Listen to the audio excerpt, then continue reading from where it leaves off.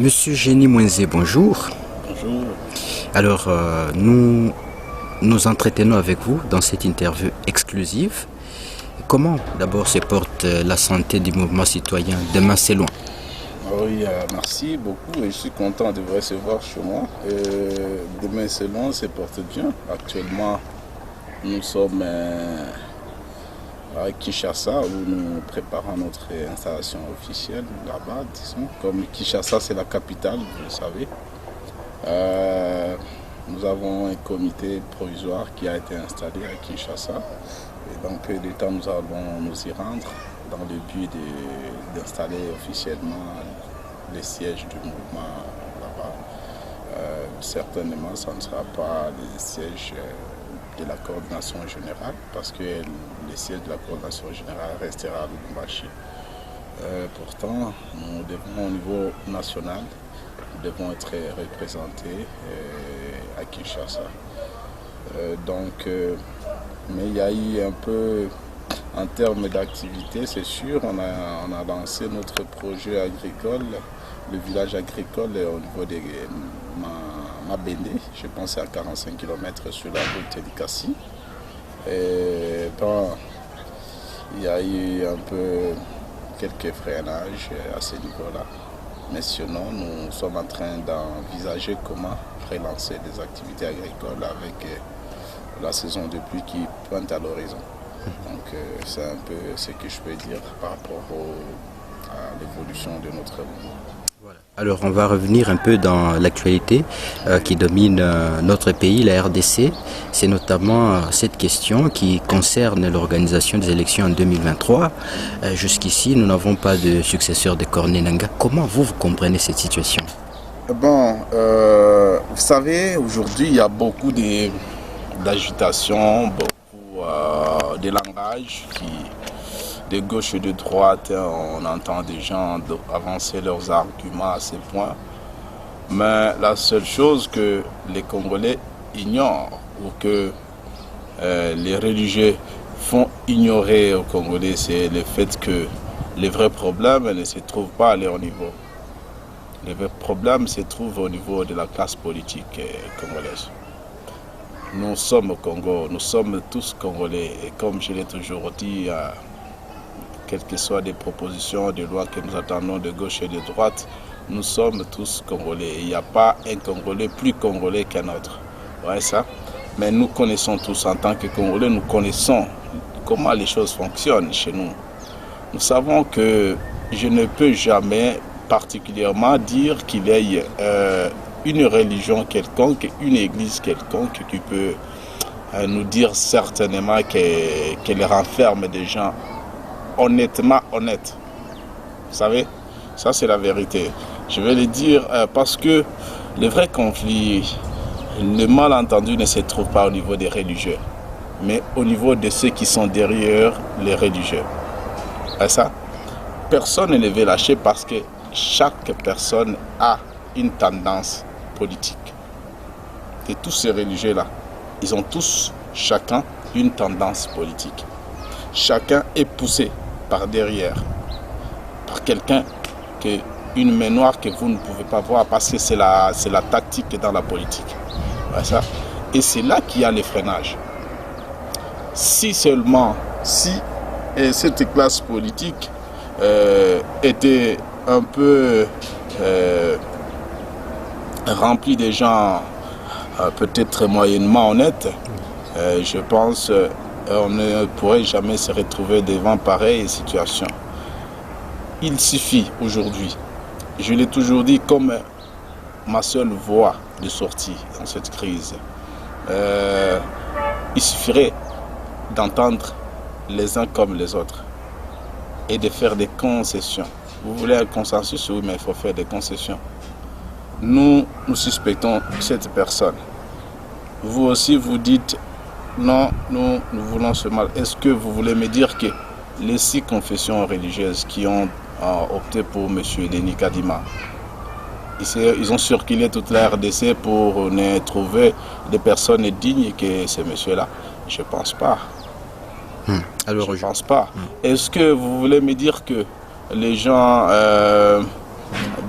des catholiques et des protestants de leur côté. Ils ont aussi des gens parfaits qui peuvent nous proposer. Non. Voilà le problème. On doit trouver des concessions. Et ces concessions, moi je pense que ça serait d'abord d'écouter les uns et les autres. C'est pas la sagesse des gens. Et puis je me demande, les gens que nous mettons souvent à la tête de nos institutions, vraiment, c'est choquant quand je vois, il y a des présidents de l'Assemblée nationale, il y a un président du Sénat. Chaque fois, ils sont fréquentés par ces religieux-là. Mais pourtant, ces personnages ne sont pas capables d'aider ces religieux à trouver des consensus. C'est triste de constater que nous n'avons pas des sages parmi nous. Ouais, ça. Parce que, à mon avis, ça serait bien de les écouter et puis demander quelle serait l'alternative pour les catholiques et les protestants. La seule chose, écartons Kadima. Ok, si on écartait Kadima, messieurs, vous des six confessions, pouvez-vous nous présenter un autre candidat que Kadima? Et bon, mais la question qui doit naître sur ce point-là, c'est est-ce que les choses que Kadima devait faire, c'est que vous soupçonnez dans l'avenir, l'autre là qu'on pouvait présenter ne serait pas en mesure de le faire? Si Kadima serait celui qui allait proclamer Félix Tshisekedi malgré les résultats du vote, est-ce que la personne qui va remplacer Kadima ne serait pas capable de le faire? Avons-nous des personnes intègres dans ces pays? C'est là ce que j'ai toujours dit. Le Congo ne manque pas de personnes, des hommes, mais le Congo manque de valeurs. C'est ça, nous avons des valeurs qui nous manquent. Nous sommes nombreux, oui, mais nous manquons de valeurs. Voilà notre faiblesse. Une grande nation remplie de personnes peu honnêtes, peu intègres. À tout moment, et aujourd'hui, il y a l'immoralité même dans la bouche de nos dirigeants. On trouve ici, on dirait qu'on est en train d'instaurer un régime de Bololé, de Banyama, de Bandoki et de Banyangalakata. Des langages pareils dans les bouches de ceux qui sont à la tête de la classe politique. Que veut dire ceux qui sont inférieurs à ces gens-là? Que veut dire le peuple? Voilà pourquoi nous avons des personnes immorales partout dans ces pays. Alors, en parlant des élections, vous êtes le mouvement citoyen Demain c'est loin. On a vu Martin Fayulu qui a organisé son meeting, qui a été reprimé. Il y a même un journaliste qui a été tabassé. Et comment vous comprenez un peu cette situation-là? Je pense que l'article 26, qui est souvent évoqué, est très clair. Nous ne sommes pas dans un système d'autorisation, dans un régime d'autorisation. Nous sommes dans un régime d'information.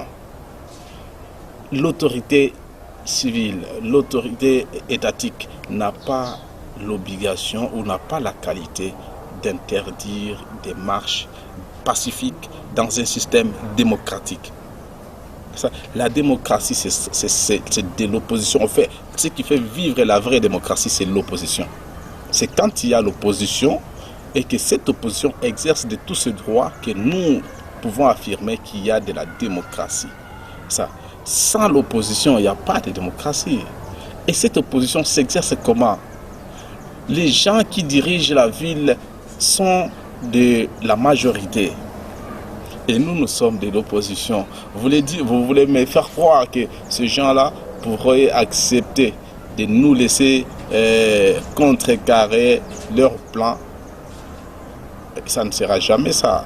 Par contre, ils vont toujours nous maintenir dans une situation telle que nous ne pourrons pas, nous retrouverons toujours sans force, sans mots, devant tout ce qu'ils peuvent orchestrer dans le but de se maintenir au pouvoir. Ça. D'où l'opposition, c'est aussi la résistance. L'opposition, c'est aussi aller à l'encontre, briser des règles injustes, ou plutôt des règles injustement imposées. C'est ça l'opposition. Je ne pense pas que les maires, ou plutôt les gouverneurs de la ville de Kinshasa, aient un texte légal sur lequel il s'est appuyé pour réprimer ou interdire la manifestation.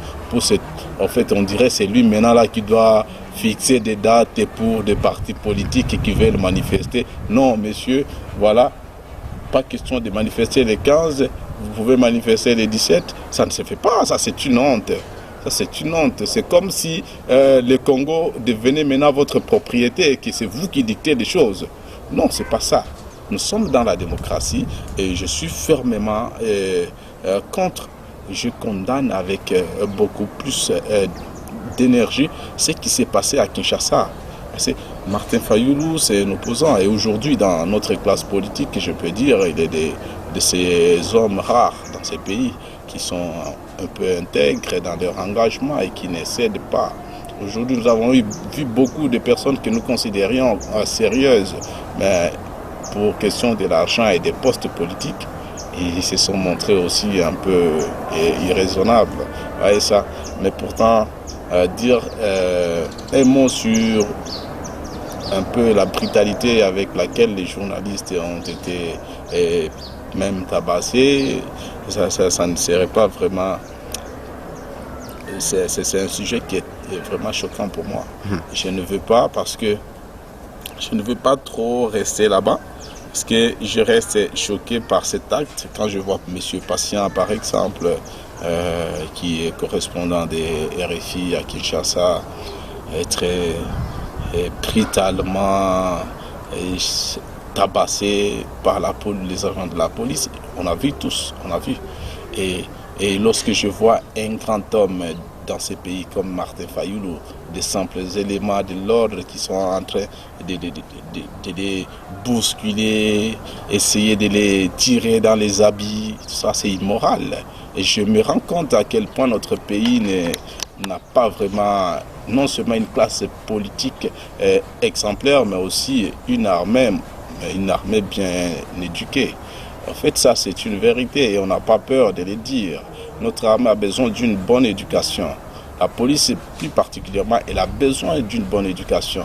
Elle doit savoir qu'elle n'est pas là pour servir des personnes. Elle est là pour maintenir l'ordre dans l'intérêt général. Et elle est là aussi pour encadrer. Quand il y a des manifestations d'opposition, la police ne doit pas se montrer trop pro-majorité, au pouvoir. Non. Mais c'est très choquant quand on voit ça souvent. On voit que la police est toujours au service de ceux qui sont au pouvoir. Elle n'est pas au service du peuple. Et ça, c'est choquant. C'est très choquant même. Voilà. Après 3 ans depuis que le président Tshisekedi a pris le pouvoir, est-ce que nous avons évolué sur le plan démocratique? Sur le plan démocratique, bon, c'est pas à moi de le dire. Peut-être vous êtes témoin de tout ce qui se passe dans ces pays actuellement. Et il y a beaucoup d'organisations, non seulement des Messelons, on peut le dire, mais il y a beaucoup d'organisations, beaucoup d'ONG et des aspects qui les disent tout haut. Bon, aujourd'hui, osez seulement vous tenir publiquement, s'attaquer à M. Félix Tshisekedi, comme eux le faisaient souvent au temps de M. Kabila. Kabila, on les traitait de tous les mots. Son père même, Étienne Tshisekedi, il se permettait même de lancer un message pour dire que je lance un avis de recherche, trouvez-moi M. Kabila, amenez-le-moi vivant ici. En fait, c'était n'importe quoi. Mais pourtant, Kabila ne s'est laissé jamais influencer par de tels langages pour se montrer violent à l'égard de l'opposition. Non, c'est sûr que il y a toujours des erreurs des personnes qu'on commande qui peuvent être commises, mais dans la plupart des temps, quand nous voyons que la personne même qui est à la tête ne réagisse pas lorsqu'il y a l'injustice qui est appliquée, donc celui qui ne dit rien consent. Donc c'est certainement ce que nous pouvons dire. M. Tshisekedi est en train de tuer notre démocratie et nous en sommes conscients. Mais pourtant, nous ne cédons pas parce que nous savons que nous avons aussi à dire le Congo nous appartient tous. Le Congo, c'est notre terre. Et je vous assure que le peuple va mettre fin à toute cette dérive dictatoriale que nous sommes en train de vivre dans ce pays. Il n'y a pas quelqu'un qui est puissant dans ce pays. On a connu des dictateurs. On en a connu. Mais ils sont où aujourd'hui? Ok. Oui, peut-être aussi un mot sur le plan social. Est-ce qu'il y a eu amélioration de conditions sociales de la population? C'est à vous peut-être demander à la population. Je fais partie de la population, vous faites partie de la population. Entrez dans votre vie pour essayer un peu de comprendre ce qui s'est amélioré. Est-ce que vous avez amélioré vos conditions de vie aujourd'hui? Je ne pense pas.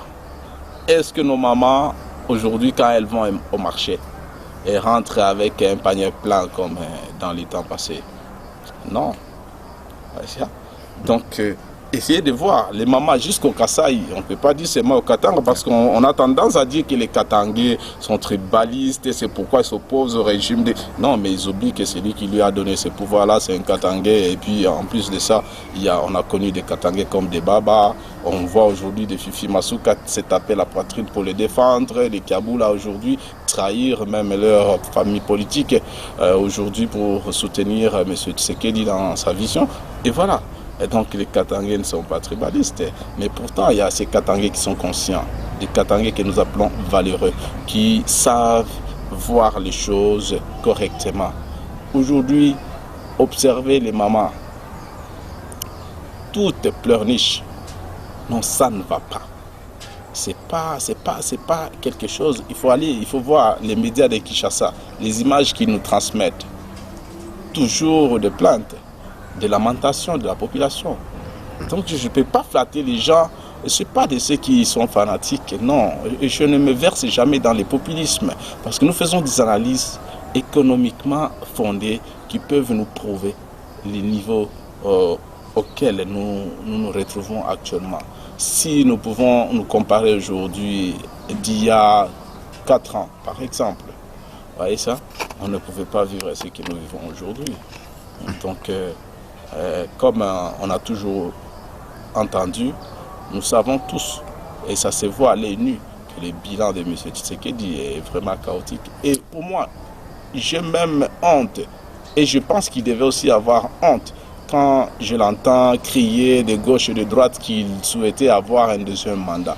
Vraiment, si l'homme noir était vraiment civilisé, je ne pense pas que, après tout ce que nous vivons aujourd'hui, un président qui a échoué durant 5 ans puisse encore se dire disposé de remplir un deuxième mandat. Non, je pense qu'il doit donner la place. Si l'UDPS a des gens compétents, je pense qu'il doit arrêter de se dire l'UDPS c'est un parti de mon père. Lorsqu'on crée un parti politique, ce n'est plus question de famille. Il doit chercher des personnes compétentes au sein de l'UDPS et qui doit nous présenter aux élections prochaines pour affronter les autres. Et je pense vraiment qu'il doit renoncer. Il doit renoncer. Voilà, en parlant de l'économie, il y a un des piliers, un des axes, n'est-ce pas? Vous voulez la création des États-Unis d'Afrique, mais on se rend compte que la RDC continue à s'endetter aux institutions de Bretton Woods, notamment le FMI et la Banque mondiale. Comment vous comprenez un peu cette situation? Un paradoxe. Depuis le temps de Kabila, en fait, je me suis toujours opposé à l'idée de croire que le FMI et la Banque mondiale, ce sont des institutions d'appui au développement de nos pays. Ça, ce sont des bêtises. Ce sont des bêtises et je ne crois pas. Ce sont plutôt des institutions impérialistes qui sont inventées dans le but de maintenir ceux qui sont pauvres à rester encore plus pauvres et ceux qui sont puissants de renforcer davantage leur puissance. Ouais, ça, ce sont des institutions qui nous rendent de plus en plus dépendants. Ça, je ne pense pas, mon frère, le Congo ne manque pas $1 milliard. Et un pays comme le nôtre, aller devant, s'agenouiller devant les institutions internationales, les institutions impérialistes pour réclamer ou plutôt solliciter une dette d'$1 milliard, de $2 milliards, c'est que la personne là a un véritable problème mental. Je rejoins aussi les mots qui ont été prononcés par le président Kagame, mais d'ailleurs, nous avons honte d'être Congolais aujourd'hui. Parce qu'aujourd'hui, on se rend compte que nous sommes, à cause de notre président, nous sommes tous considérés comme des mendiants. Nous sommes tous devenus des mendiants. Nous parcourons le monde en train de mendier, alors que nous avons des richesses ici. Nous pouvons créer nos richesses ici. Nous avons des ministères d'industrie, mais au Congo, il n'y a pas une seule industrie. Nous avons des ministères d'agriculture, gouvernement des industries agricoles, des transformations pour produire ne fût-ce que la farine ici. On n'en a pas. Voilà ça. Mais pourtant, chaque voyage de M. Tshisekedi à l'étranger nous coûte au moins 2 millions de dollars. C'est triste. Avec ces 2 millions de dollars, si vous me donnez, je vais monter une minoterie ici à Lubumbashi et produire la farine pour les Louchois. Et pourquoi pas tous les Katanga et aussi les partis de la RDC. Voilà ça. Donc, je pense qu'il nous manque cette intelligence créative-là. Ça nous manque dans notre tête. Nous imaginons que toutes les solutions pour notre bien, ça viendront de l'extérieur. C'est des Blancs, parce qu'ils sont Blancs. Et dans la plupart des cas, on souhaite que M. Mike Hammer vienne nous donner des conseils. Mais on rejette les conseils de M. Mwenze qui est au Katanga là-bas, parce que c'est noir, c'est un homme congolais comme moi, et puis voilà, lui c'est un blanc, ils connaissent beaucoup, ils ont beaucoup. Non, ça c'est une confusion. Le Congo a de l'intelligence. Il y a des personnes qui sont intelligentes dans ce pays. Mais pourtant, il faut exploiter cette intelligence-là. Dans la plupart des cas, même quand il s'agit des marchés publics, disons, dans la plupart des cas, on fait confiance aux étrangers. Et notre jeunesse, qui a été bien formée, est toujours laissée dans le chômage. Vous voyez ça? Je vais dire que ça fait partie de ce que j'appelle l'autocolonisation. Le gouvernement des industries agricoles, des transformations pour produire ne fût-ce que la farine ici, on n'en a pas. Voilà ça. Mais pourtant, chaque voyage de M. Tshisekedi à l'étranger nous coûte au moins 2 millions de dollars. C'est triste. Avec ces 2 millions de dollars, si vous me donnez, je vais monter une minoterie ici à Lubumbashi et produire la farine pour les Louchois. Et pourquoi pas tous les Katanga et aussi les partis de la RDC. Vous voyez ça? Donc, je pense qu'il nous manque cette intelligence créative-là. Ça nous manque dans notre tête. Nous imaginons que toutes les solutions pour notre bien, ça viendront de l'extérieur. C'est des Blancs, parce qu'ils sont Blancs. Et dans la plupart des cas, on souhaite que M. Mike Hammer vienne nous donner des conseils. Mais on rejette les conseils de M. Mwenze qui est au Katanga là-bas, parce que c'est noir, c'est un homme congolais comme moi, et puis voilà, lui c'est un blanc, ils connaissent beaucoup, ils ont beaucoup. Non, ça c'est une confusion. Le Congo a de l'intelligence. Il y a des personnes qui sont intelligentes dans ce pays. Mais pourtant, il faut exploiter cette intelligence-là. Dans la plupart des cas, même quand il s'agit des marchés publics, disons, dans la plupart des cas, on fait confiance aux étrangers. Et notre jeunesse, qui a été bien formée, est toujours laissée dans le chômage. Vous voyez ça? Je vais dire que ça fait partie de ce que j'appelle l'autocolonisation. Nous avons réclamé l'indépendance. 60 ans après, aujourd'hui, on se maintient maintenant. C'est nous-mêmes qui nous maintenons dans la colonisation. Parce que nous croyons toujours dans nos têtes que les solutions viendront de l'Occident. Non, c'est pas important. Je me rappelle Mzee Kabila, quand il a dit au FMI, là, à la Banque mondiale, non, je n'ai pas besoin de votre argent. Ouais, ça, je n'ai pas besoin de l'argent que vous nous donnez et puis vous commencez à nous dire comment nous devons utiliser ça alors que ce sont des dettes. On lui a demandé, mais comment allais-tu faire pour construire ces écoles-là, ces universités, ces hôpitaux que tu envisages construire? Oh, monsieur, mais il a rigolé, il a dit, mais nous avons tout ici. Nous allons créer de l'argent ici. Et c'est ça, vous comprenez? Ça, c'est une intelligence. On voit, les Congolais ont tout, mon frère. Nous avons tout. Nous avons un ministère des mines. Mais demandez-vous combien des entreprises minières publiques existent au Congo? Moi, je toujours dit, si moi, je devenais président de ce pays, la première des choses, je veux beaucoup plus aussi le gouvernement des industries agricoles, des transformations pour produire ne fût-ce que la farine ici. On n'en a pas. Voilà ça. Mais pourtant, chaque voyage de M. Tshisekedi à l'étranger nous coûte au moins 2 millions de dollars. C'est triste. Avec ces 2 millions de dollars, si vous me donnez, je vais monter une minoterie ici à Lubumbashi et produire la farine pour les Louchois. Et pourquoi pas l'unité katangaise. Quand ça touche les Katanga, ça me touche personnellement et particulièrement. Je pense que nous sommes tous choqués, nous sommes endeuillés, bien sûr. Et je présente mes condoléances à toutes les familles biologiques qui sont éprouvées actuellement. C'est choquant, c'est la mort qui est arrivée. On ne peut pas se réjouir du malheur des autres. Non, nous sommes tous Katangais et notre identité est indestructible. Nous resterons Katangais. J'ai toujours demandé à nos frères de ne pas céder parce que oui, nous faisons partie de la RDC, bien sûr, mais notre identité katangaise ne peut jamais être supprimée. Nous resterons Katangais et nous savons un jour les conflits katangais deviendra un débat public. Un jour, je suis sûr et certain qu'un jour on n'aura plus honte de parler des problèmes du Katanga.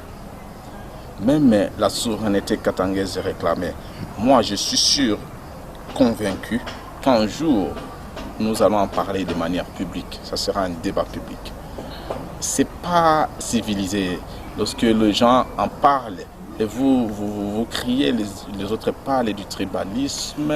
Et il y a peu de temps, le président Tshisekedi est venu nous traiter de Ndoki.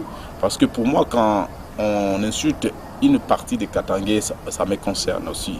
Vous voyez ça me concerne. Et surtout quand cette partie-là, c'est tout simplement dans sa lutte qu'elle juge noble et juste pour la souveraineté du Katanga, et puis vous les traitez d'Ndoki. C'est énervant. Et c'est une provocation. Il est conscient qu'il est venu nous provoquer.